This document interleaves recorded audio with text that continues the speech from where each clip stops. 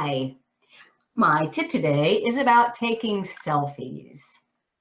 And if you watch the show a lot, you might have seen us demonstrate the voice control on Samsung phones and on some other Androids. So that, the idea is if you're stretched way out here to take a selfie, you don't want to have to stretch your other arm, and maybe it's not even long enough.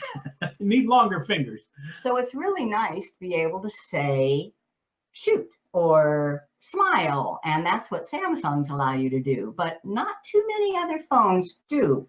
However, I've found a trick, and I'm going to show you even on an iPhone. Now, on an iPhone, you can say, hey, Siri, take a selfie,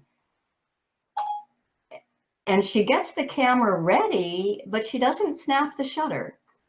So here is my tip, and that is to use the Google Assistant.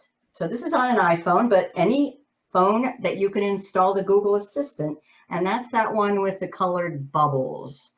So you have to launch the Google Assistant, and then you can say, okay, Google, take a selfie.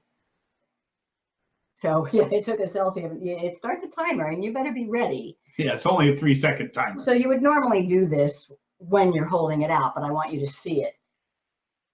Okay, Google, take a selfie.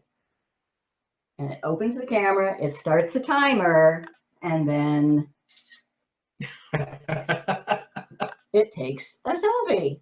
And that is it's just in your camera roll, so I can go to my Google Photos, and there is the selfie that it just took.